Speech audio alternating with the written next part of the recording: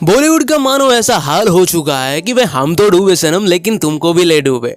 पहले रॉकेटरी के अंदर शाहरुख खान, उसके बाद में लाइगर के अंदर अनन्या पांडे और अब हमें देखने को मिल रहे हैं आदि पुरुष के अंदर सैफ अली खान। तो बॉलीवुड के साथ साथ साउथ इंडस्ट्री का भी बेड़ा गर्क करने के लिए बैठे हैं। एक और मूवी आ रही है जिसमें गॉडफादर के अंदर हमें सलमान खान भी देखने को मिलेंगे। पिछले कुछ सालों में ना बॉलीवुड के अंदर भारतीय इतिहास पर काफी फिल्में बनी जिनकी कहानी के साथ छेड़छाड़ करी गई, तो लोगों ने भी समझा और अपना बाइकआउट प्रेम बॉलीवुड को दिखाया। अब वही प्रेम की वर्षा अब आपको साउथ की इंडस्ट्री के अंदर भी देखने को मिल सकती है। हाल ही में प्रभास और सैफ अली खान की मूवी आदि पुरुष का टीजर भी रिलीज हो चुका है। अब इस मूवी की कहानी तो वैसे राम और रावण के ऊपर ही बेस्ड है, तो इंडिया में शायद ही कोई ऐसा व्यक्ति होगा जिसको इस कहानी के बारे में ना पता हो। फिर भी 300 से 500 करोड़ में बनी हुई इस मूवी को लोग केवल एक ही वजह से देखने के लिए जा सकते थे, वो थे रावण और रामायण। इन सारी चीजों को किस भव्यता के साथ दिखाया गया है। रामायण के किरदार और इस मूवी के ग्राफिक्स ही इस मूवी का मेन इंटरेस्टिंग फैक्टर हो सकते थे, लेकिन टीजर रिलीज होने के बाद से ही लोगों के अंदर असंतोष की जगह पर आक्रोश की भावनाएं ज्यादा देखने को मिल रही है।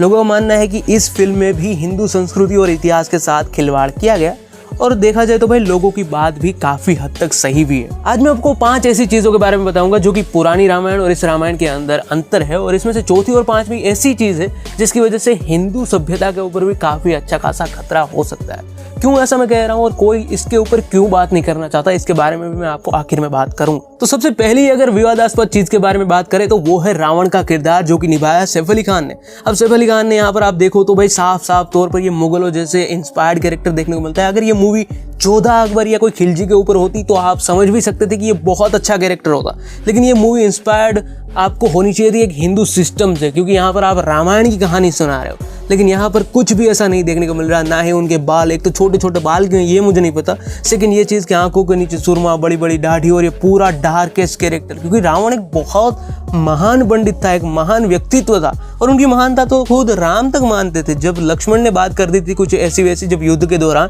तब उन्होंने समझाया था कि रावण कोई ऐसा वैसा व्यक्तित्व नहीं है, बहुत महान व्यक्तित्व है, और रावण ने ये सारी चीज़ें जानबूझकर करी थी। अगर आपको इतिहास नहीं पता तो पहले पढ़ो मेरे भाई लोग, क्योंकि पढ़ोगे तभी तो आगे बढ़ोगे, वरना ऐसी ही कहानियाँ आप सिनेमा के अंदर बनाओगे और इससे ऐसे विवाद ही होंगे, लोगों के अंदर ऐसी भावना ही जागृत होंगी।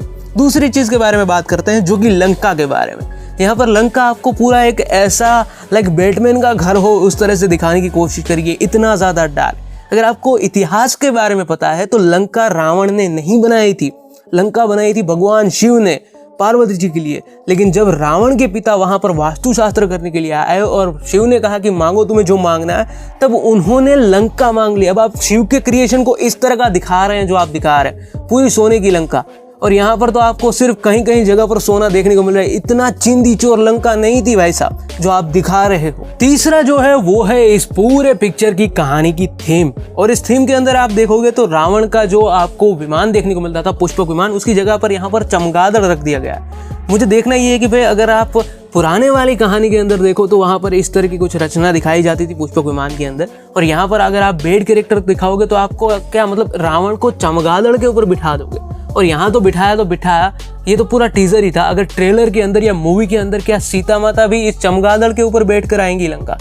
भाई ये भी एक देखने वाली चीज़ है। सेकंड वन थिंग कि यहाँ पर आप जितने भी विलेंस देखोगे वो राक्षस की जगह पर ज़ोंबी ज़्यादा लगते हैं। ऐसा करने की ज़रूरत क्या? अगर आप इंडियन कल्चर दिखा रहे हो तो इंडियन कल्चर के अंदर पूरा वर्णन है कि जो राक्षस है वो किस तरह से दिखते थे, और उसी को फॉलो करते हुए यहाँ पर जो भी जितने भी सीरियल्स बनती हैं, जितने भी आपको शोज देखने को मिलते हैं, वो सारी चीज़ों को फॉलो करते हुए देखने को मिलते हैं। अगर आप नया क्रिएट कर रहे हो इसका मतलब ये थोड़ी ना है कि आप पूरा इतिहास ही बदल दो। अब बात करते हैं चौथी और पांचवी चीज के बारे में, जिसके बारे में मैंने पहले ही कहा कि लोग क्यों बात नहीं कर रहे। चौथी चीज है विजुअलाइजेशन, क्योंकि विजुअलाइजेशन ही अगर ये सिर्फ कहानी होती, एक मूवी होती, तो लोग देखते और 2-3 हफ्तों के अंदर भूल जाते, लेकिन आप इतिहास को रिप्रेजेंट करते हो। मैं बात कर रहा हूँ जब हमारे 80 के दशक के अंदर रामायण आई थी रामानंद सागर की, उससे पहले सिर्फ रामायण कथाओं के अंदर थी, पुस्तकों के अंदर थी, लोगों के अंदर एक आइडिया नहीं था कि राम कैसे दिखते हैं, रावण कैसे दिखते हैं। लेकिन जैसे ही वो कहानी आई लोगों के अंदर, आप मैं किसी को भी बताऊंगा कि भाई राम कैसे दिखते हैं, तो सबसे पहले यही किरदार आएंगे कि राम की जो प्रतिभाएं हैं, राम का जो एक अवतार है, उनके जो अवतारी पुरुष को बताया गया है, तो वो सारी चीज़ें महापुरुष इसलिए दिखते हैं कि ऐसा कैरेक्टर हैं। लेकिन अगर आप रामायण के तौर पर इस तरह के रावण को पेश करेंगे और इस तरह के राम को पेश करेंगे जिनके अंदर एक ईगो झलकता है, तो आप मैं यही कहूँगा कि भाई इस तरह के आप कहानी तो अभी बना लोगे, लेकिन आने वाले भविष्य के अंदर लोग अच्छे ग्राफिक्स को देखना ज़्यादा पसंद करेंगे, अच्छी कहानियों को देखना ज़्यादा पसंद करेंगे। और उन्होंने ये देखा है तो वो हिंदू सिस्टम के ऊपर भी सवाल उठाएंगे। कहानी आपकी आज की मूवी के ऊपर नहीं है, ये आने वाले भविष्य के ऊपर भी है, क्योंकि जब हम पुराने वाले राम को आज भी महसूस कर सकते हैं तो आने वाले भविष्य के लोग इस तरह के रावण को भी महसूस करेंगे और इसकी समाज के ऊपर बहुत ही गहरी और बुरी असर पड़ेगी। पांचवी और आखिरी सबसे ऐसी चीज मुझे इतनी ज्यादा खराब लगी, मुझे पर्सनली तौर पे मैं कहूँ तो ये है इस टीजर के डायलॉग। राम के जो भी डायलॉग थे वो इतने ज्यादा इगोइस्टिक थे, भाई क्या ही बताएं, क्योंकि राम एक ऐसा किरदार हम आज तक सुनते आ रहे हैं, पढ़ते आ रहे हैं, जिसमें उनको इतना शांत बताया गया। लक्ष्मण में जब भी आक्रोश आया, जब भी गुस्सा आया, तब उन्होंने कहा कि शांति ही सर्वोपरि है। और यहाँ पर आपने राम को ही ऐसा दिखा दिया है कि भाई मैं वो कर दूंगा, मैं ये कर दूंगा, अब न्याय के वजह से अन्याय को वो उखाड़ फेंकूंगा। पर भाई वो उतने नहीं थे, वो खुद भगवान थे, उन्हें पता था, उन्हें इतनी बकलोली करने की जरूरत नहीं जो आप इस मूवी के टीजर में दिखा रहे हो। शांत किरदार होना चाहिए था, एकदम संयम वाला, जिसे हम महसूस कर सकते हैं।